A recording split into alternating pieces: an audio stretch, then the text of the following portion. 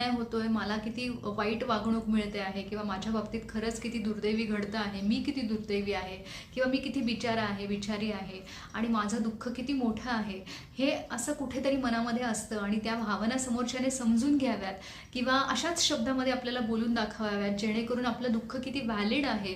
हे तपासून बघण्यासाठी हा सगळा आटापिटा चाललेला असतो आणि त्याच्यासाठी शेअर केलं जातं. बऱ्याचदा ह्या सगळ्या गोष्टींमधून एक डिपेंडन्सी किंवा परावलंबित्व वाढायला लागतं. म्हणजे प्रत्येक वेळेला काही ना काही ते झालं, त्रास झाला, मानसिक त्रास झाला किंवा काहीतरी घडलं, तर ते उठून लगेच जाऊन शेअर केलंच पाहिजे आणि शेअर करण्यासाठी कोणीतरी असलंच पाहिजे आणि कायम माझ्यासाठी कोणीतरी अवेलेबल असलं पाहिजे, असं बऱ्याचदा डिपेंडन्सी काही जणांच्या बाबतीमध्ये वाढते आणि मग प्रत्येक वेळेला तुमच्यासाठी कोणीतरी अवेलेबल असेलच असं नाही आहे. आणि त्या माणसाला सुद्धा त्याच्या आयुष्यातल्या काही प्रायोरिटीज असतात, काही महत्त्वाच्या गोष्टी असतात. त्यामुळे प्रत्येक वेळेला तुम्हाला काहीतरी झालं तर तुमचं दुःख ऐकण्यासाठी त्याने उपस्थित असावं किंवा त्याने त्याचा वेळ आपल्याला बाजूला काढून द्यावा आपलं ऐकण्यासाठी, आपलं दुःख ऐकण्यासाठी, ही अपेक्षा करणं जे आहे ते वास्तवाला धरून